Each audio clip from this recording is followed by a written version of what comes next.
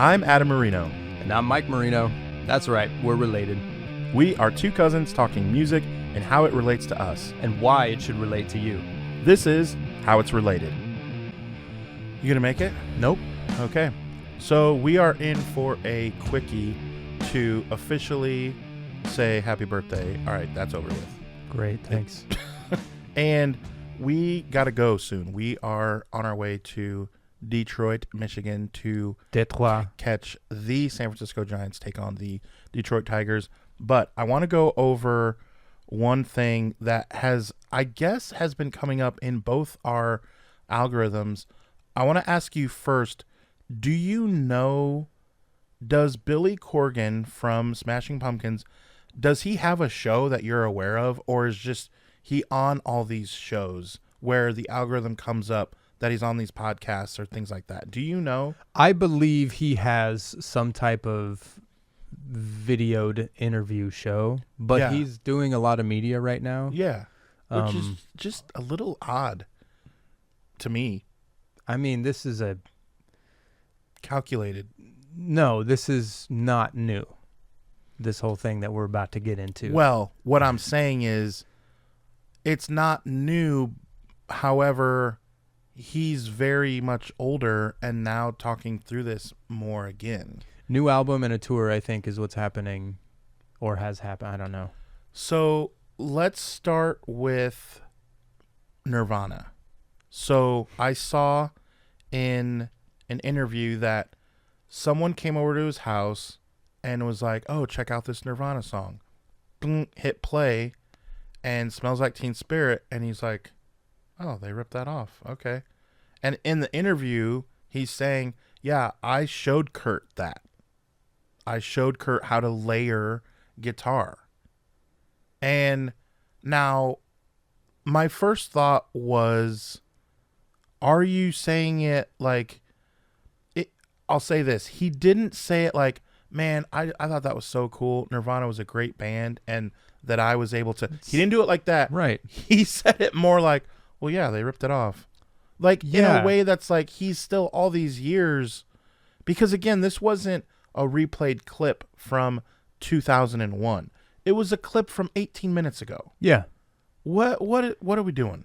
What he is doing, he is hungry for validation. Here's the thing. But he's good, right? He is everything that he's claiming to be. He is that. Yeah. Right? He is on the Mount Rushmore next to Kurt Cobain. He is, for what he's done and what he took, because he didn't music necessarily theory. We've talked about this. Like he didn't knows how to invent much. He played that shoegaze style with a Electro-Harmonix Big Muff, and it gave it that big fuzzy sound, which had been done before, not in the way that he did it. But anyway, he wrote great songs. He inspired an entire, countless bands and people to do stuff that he had done, and do rip him off because he is of that stature where it's like, yeah, I mean, your songwriting reeks of your influences, right? And he is an influence to many, many, many, many, many people. But he seems to be after that status that Kurt has, and is like mad because he's still alive and just doesn't have it. Like people kind of. But if he would have died, he would have probably. Well, you know how that goes, Billy. So, yeah.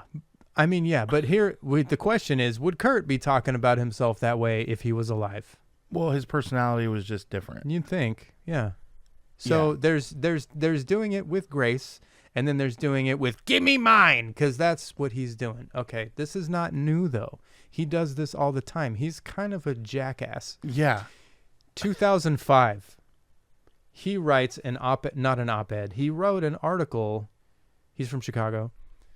For the Chicago Tribune, he wrote an article that was in the newspaper trashing his band and his bandmates and everything, and how he is the thing, he is it, and he's going to reinvent. And who does that? Years off the success of like Melancholy and stuff, but like the infinite sadness. There was a weird block of years where what he was doing wasn't landing, even with the hardcore fans, like, yeah, okay. Yeah. But yeah, I've noticed a lot lately, like in the last 3 weeks, a lot of Billy Corgan interviews are coming up where he's calling dude.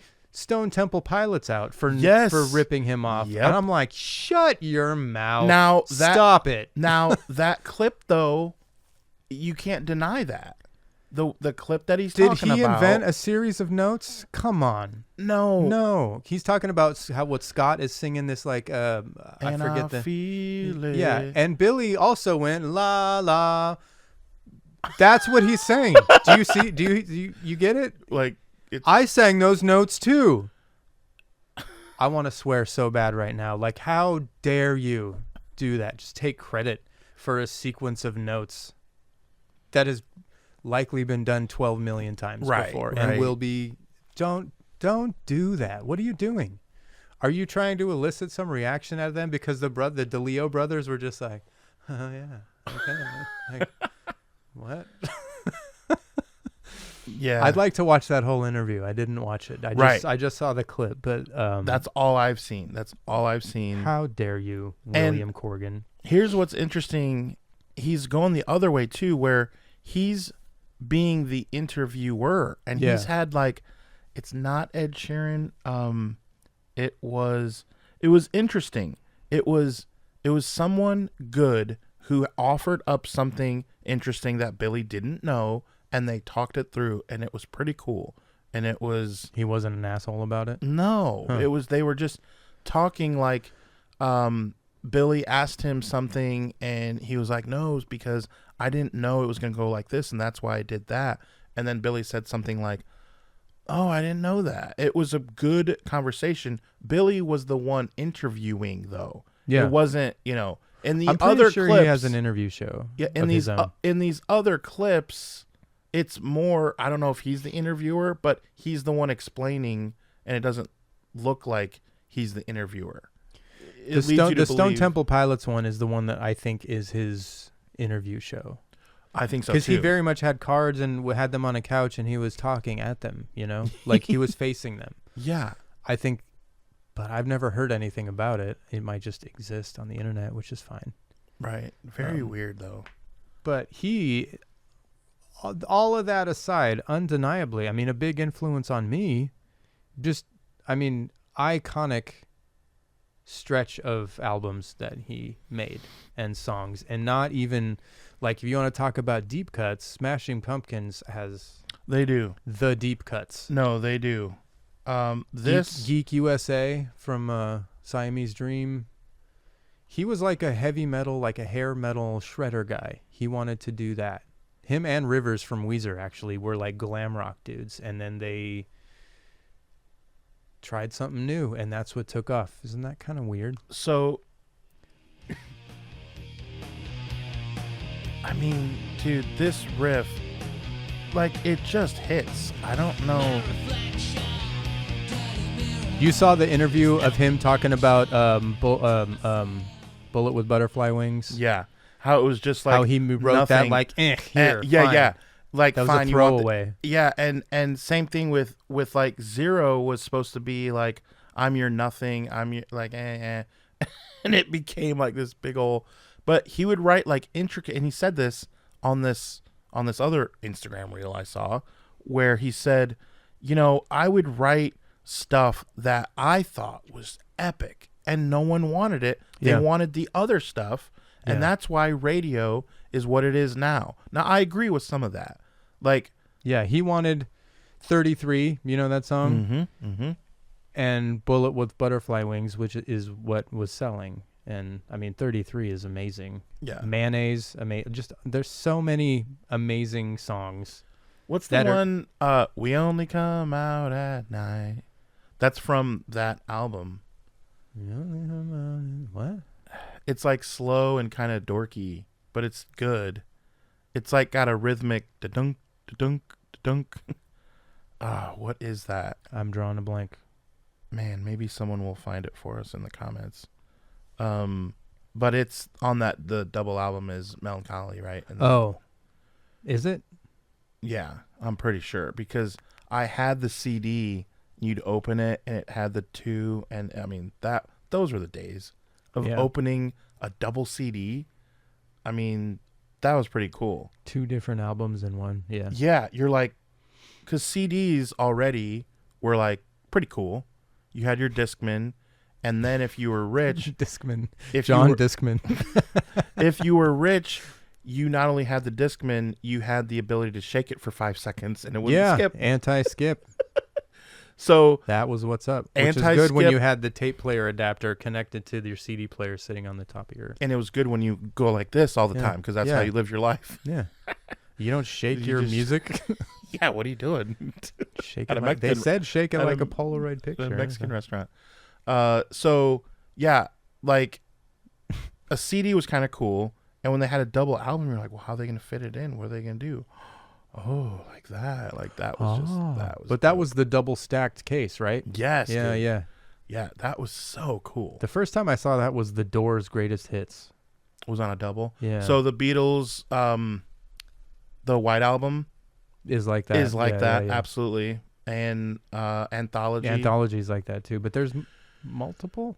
But Anthology had like a bunch of discs in it, right? And you put them together, and that was pretty cool. The Beatles Anthology, when you have 4 separate tracks of No Reply, where Ringo is off beat, that's pretty cool.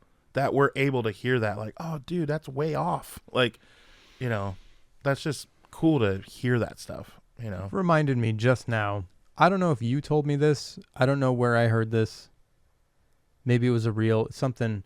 There's a take of a song that was kept, a Beatles song, maybe from Abbey Road, maybe from, but anyway, Ringo is not in the studio. He's like smoking or going to the bathroom or something. Paul does and they started the take, and the drummer's not sitting in there, and he walks in, sits down, boom, and on, and that's the recording, like one take, boom. No, that wasn't me. That wasn't me that told you that. I don't know. I need to Google that because awesome. That just popped into my head. Which I totally believe. Like they knew he'd come in like, oh yeah, and and just land on the one, boom. And then that dude is slept on, his drumming style. Like, oh yes, and Ringo hit things. No. Right. No, he made the brilliant. That's when they take off. That's when they really took off. Think about it. They had Pete Best. He did. A lot of people don't know he who did that the is. Thing. Yeah. I think most Beatle people know exactly who not Pete everyone's Best a Beatle person. I mean, I'm just saying. Okay. But they're wrong, but yeah, Ringo, you line up 200, 500 drummers, give them an instrumental. They're pretty much going to play the same thing or something, there'll be some outside of but Ringo he's going to go the opposite way that you expect. He's going to do things that are not intuitive and make that like there's a YouTube series on this stuff like Drumeo and things like that. Here's why this is. Who would think?